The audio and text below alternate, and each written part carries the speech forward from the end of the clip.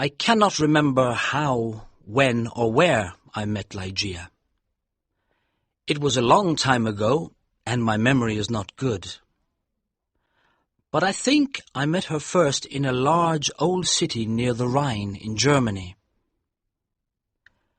She told me that she came from an ancient family. But I never knew the family name of the woman who was my friend, my partner in my studies, and finally my wife. Why did I never discover her family name? Perhaps because she did not want me to find out. But I cannot remember. I remember one thing very well. Ligeia was tall and slim. Later, at the end, she became very thin. How can I describe her quiet, aristocratic movements or the strange softness of her footsteps? If she came into my office, I only knew she was there when I heard her voice, or when she put her white hand on my shoulder. She had a beautiful face, but it was not a classical kind of beauty. There was something strange about it. I have often tried to understand it. Was it her pure white skin or her thick black hair? I looked at her long, delicate nose many times. It was perfect. I looked at her sweet mouth. How soft and red it was. And when she smiled, her teeth were white. Then I looked into her eyes. They were much bigger than normal eyes. Sometimes, when she was excited, they looked like a deer's eyes. They were black, with long black eyelashes and black eyebrows. But as I looked into them, I realized that they had a strange expression. I thought about it for many hours, sometimes all night. What was the expression in those eyes? I wanted to know. Many times I thought I almost had the answer, but then it was gone. Ligeia was very determined. She was always calm and quiet, but her determination showed in her eyes. It shone like a terrible energy, and sometimes it frightened me. Ligeia was very clever. She was excellent at Latin and Greek, and she knew many other languages perfectly. She never made a mistake. She was also a student of science and mathematics. When we were first married, I often asked her for help with my studies, and we worked together. But after she died, I was alone. Without her, I was like a child in the dark. When she first became ill, she did not come to help me as often as before. She lost weight, and her skin became pale and transparent. When I saw that she was dying, I felt desperate. Ligeia resisted death with all her energy. She was determined to live. I watched in agony as she fought for life. I knew she loved me, but I only understood how much she loved me now that she was dying. She held my hands and said that she was devoted to me. I cannot talk about it now, but let me say that her love for me was part of her determination to live. On the night she died, she suddenly got out of bed and cried, "Oh God, must I die? Must I lose my fight with death? No, I can't die like this." But my dear Ligeia died. I was so sad I could not stay in the old city by the Rhine. For a few months I travelled around, then I bought an old abbey in an isolated part of England. This dark, sad place expressed my feelings of loneliness. But I decorated it with beautifully colored curtains, carpets, and ornaments. I said to myself, perhaps the bright colors will make me feel happier. Unfortunately, they did not. I began to drink too much. But I do not want to speak about that time of my life. I will only say that one day I married Lady Rowena Trevanion of Tremaine. My new wife had blonde hair and blue eyes. She was very different from my first wife, but how could I ever forget Ligeia? I took Lady Rowena back to a room high up in the tower of the abbey, where we lived for the first month of our marriage. The room was very large, with an enormous window made of glass from Venice.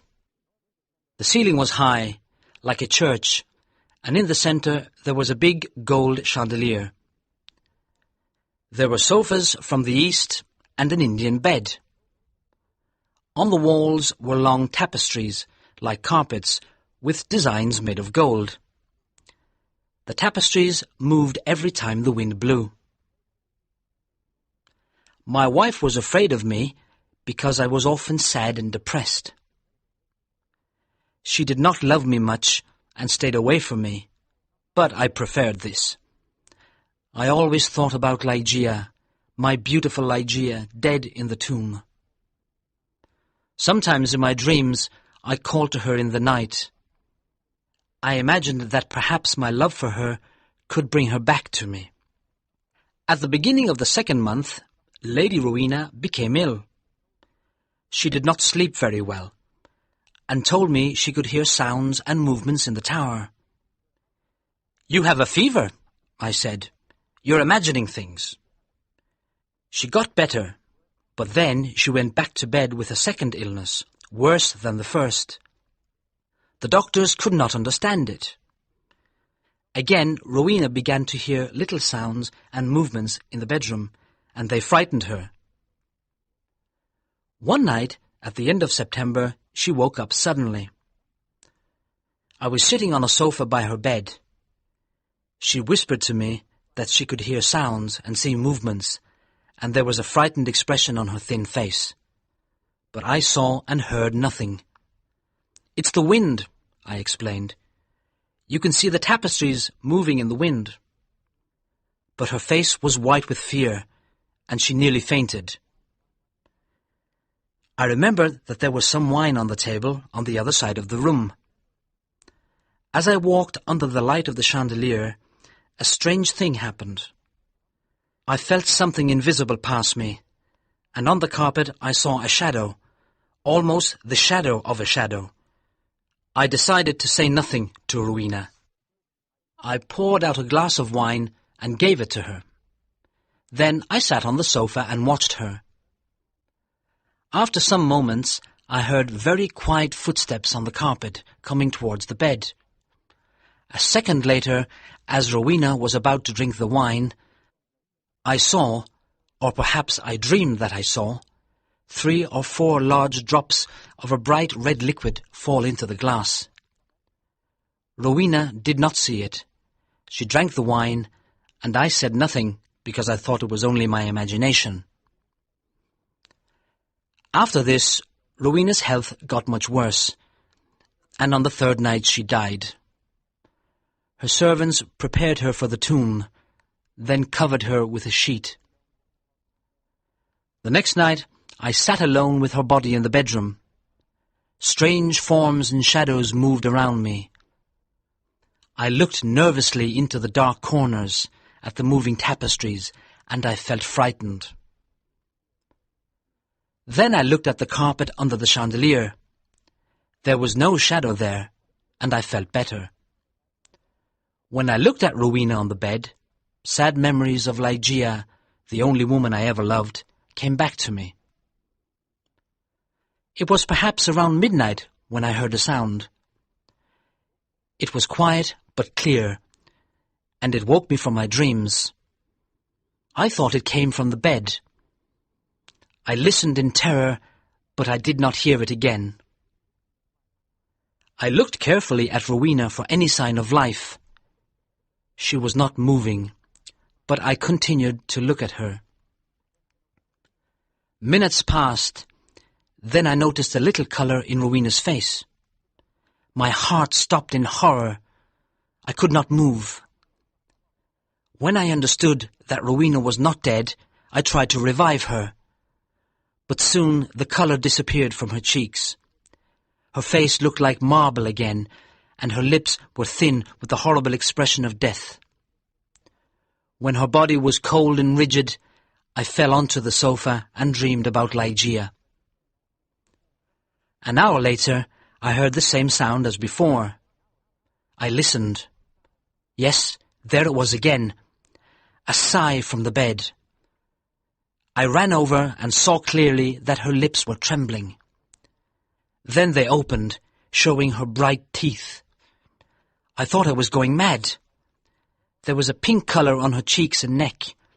Her body was getting warm again, and her heart was beating a little. Lady Rowena was alive. I did everything I could to revive her. Then, suddenly, her colour disappeared. Her heart stopped, and her body became cold and rigid. I sat down and began to think about Ligeia again. Then again, for the third time, there was a sound from the bed. But why must I describe the horrors of that night? Again, I tried to revive Rowena, and then a fourth time. Each time, she seemed to fight with an invisible force. And each time, her body changed. I cannot say how, but she looked different. It was nearly dawn when she moved again. I was sitting on the sofa, exhausted, but Rowena's body moved with more energy than before. Her colour returned, signs of life changed her face. Her eyes were closed, but she looked alive. Then she suddenly got out of bed and walked slowly to the centre of the room, like she was walking in her sleep. I did not tremble. I did not move. I was as cold and still as stone, paralyzed by what I saw. As I looked at her, my head filled with wild thoughts. Was Rowena really alive? Could I really see her blonde hair and blue eyes? Why wasn't I certain? I could not see her mouth very well, but her cheeks were like pink roses. Weren't they Rowena's cheeks? But wasn't she taller than before? I was filled with a kind of madness. I ran to her, but she moved away. Then I saw her long hair moving in the wind. It was blacker than the black of midnight. And now, slowly, her eyes opened. I shouted like a madman, "These are the black eyes of my lost love, the eyes of Ligeia."